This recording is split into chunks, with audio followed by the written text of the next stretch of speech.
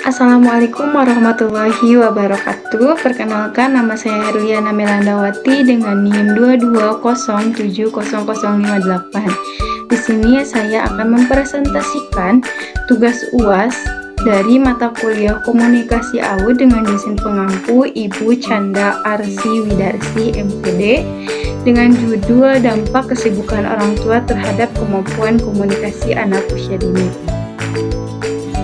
Pengertian komunikasi anak usia dini. Komunikasi anak usia dini adalah proses interaksi yang melibatkan kemampuan anak untuk menyampaikan dan menerima pesan melalui bahasa verbal dan nonverbal. Komunikasi memegang peran penting dalam perkembangan anak. Berkomunikasi bagi anak adalah sebuah proses kolaboratif antar orang tua dan anak yang dapat dimulai sejak usia 0 tahun. Saat ini adalah titik awal yang esensial bagi seorang anak untuk mempersiapkan dirinya untuk menghadapi dan menjalankan kehidupan di masa yang akan datang. Menurut Yunita et al. 2023, melalui komunikasi yang baik, anak belajar untuk menyampaikan pikiran, perasaan, dan keinginan mereka dengan jelas. Hal ini membantu mereka membangun keterampilan verbal yang kuat dan meningkatkan kemampuan mereka untuk berinteraksi secara sosial dengan orang lain. Selain itu, komunikasi antar orang tua dan anak membangun fondasi hubungan yang sehat dan saling percaya.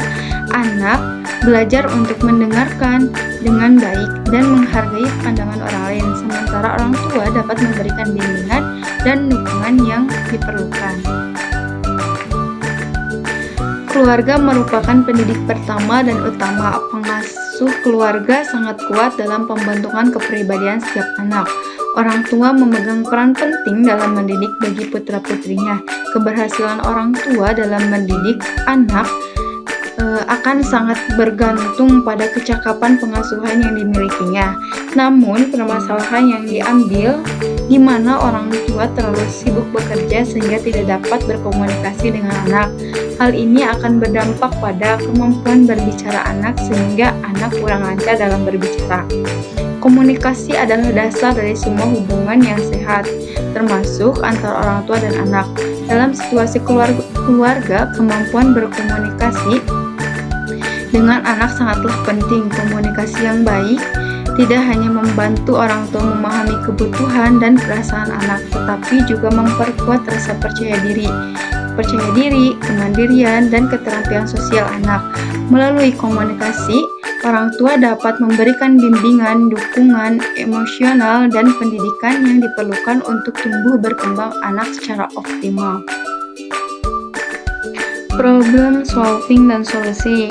Yang pertama, menurut Mulyati et al. 2024, semakin besar dorongan anak untuk melakukan komunikasi dengan orang lain maupun dengan teman sejawatnya, maka semakin lancar pula anak dalam berkomunikasi. Anak akan melakukan interaksi sosial dan peluang dalam berkomunikasi dengan teman-temannya.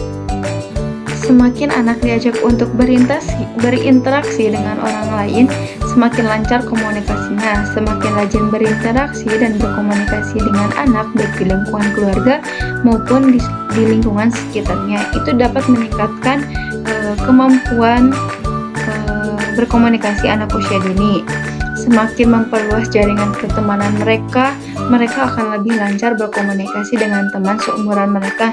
Anak akan termotivasi sebagai kelompok sebaya apabila mereka mampu berkomunikasi dengan lancar. Yang kedua, ada waktu berkualitas yang terencana. Meskipun orang tua sibuk, perlu meluangkan waktu khusus untuk berkomunikasi dengan anak, karena orang tua memiliki peran penting dalam pengembangan kemampuan berbahasa anak usia dini. Salah satu cara yang efektif dengan mengajak anak menceritakan aktivitas sehari-harinya menurut Dea, Alivia, dan Siregar 2024. Melalui interaksi seperti ini, anak-anak dapat memperluas kosakata mereka, memahami struktur kalimat, dan mengembangkan keterampilan berbicara yang lebih baik. Yang ketiga ada pemanfaatan teknologi positif seperti video call secara rutin. Jika orang tua sibuk, jadwalkanlah waktu untuk menelepon atau video call anak setiap hari, tanyakan kabar dan ajak berbicara santai. Yang keempat ada buku cerita yang menarik dalam berinteraktif. Kriteria dari buku cerita ini yang pertama memiliki gambar ilustrasi menarik agar anak tertarik membaca. Yang kedua mengandung kata-kata sederhana sesuai dengan usia anak. Yang ketiga cerita yang memiliki dialog untuk mendorong anak berbicara. Jadi buku cerita ini dapat membantu anak untuk berkomunikasi. Implementasi dalam problem solving ini yang pertama menciptakan lingkungan yang mendukung untuk berkomunikasi, di mana lingkungan yang ramah dan penuh dukungan memberikan rasa aman bagi anak untuk berbicara dan berinteraksi. Yang kedua, melibatkan teman sebaya dalam aktivitas. Interaksi dengan teman sebaya memberikan anak kesempatan untuk berinteraksi, berbicara, dan mendengarkan, dan bergantian berbicara. Anak belajar menyelesaikan konflik kecil, bernegosiasi, dan membangun hubungan sosial. Yang ketiga, membuat jadwal waktu berkualitas dan konsisten. Waktu berkualitas yang konsisten meskipun singkat jauh lebih bermakna daripada waktu yang panjang namun tanpa perhatian penuh dari orang tua. Seperti misalnya orang tua itu mengajak anak-anak untuk diajak bermain bareng saat orang tua itu libur bekerja. Yang ketiga ada memberikan respon yang positif. Memberikan respon yang positif dengan cara mendengarkan anak dengan penuh perhatian dan respon yang membangun seperti memberikan pujian atau menanyakan detail cerita hari ini, kegiatan hari ini itu dapat meningkatkan kemampuan komunikasi anak usia dini. Respon ini membuat anak merasa dihargai dan termotivasi untuk terus bercerita. Yang ketiga, menanyakan kabar dan ajak berbicara santai, seperti misalnya menanyakan kegiatan hari ini itu apa saja, terus misalnya tadi di sekolah apa saja. Jadi orang tua itu harus meluangkan waktu meskipun cuma 30 menit. Yang selanjutnya ada cerita yang memiliki dialog untuk mendorong anak berinteraksi. Seperti cerita bergambar, karena sekarang kan sudah zaman teknologi di mana buku cerita itu dibuat menjadi media untuk mempelancar anak untuk berkomunikasi, seperti buku cerita yang ada rekam suara orang tua yang membacakan cerita. Di dalam buku tersebut anak dapat mendengarkan rekaman sambil melihat buku. Di dalam buku tersebut juga anak dapat menjawab pertanyaan-pertanyaan tersebut.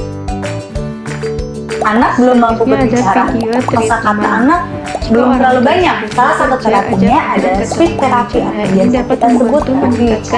Aktivitasnya bisa bermain bubble, bermain mobil-mobilan, bermain puzzle.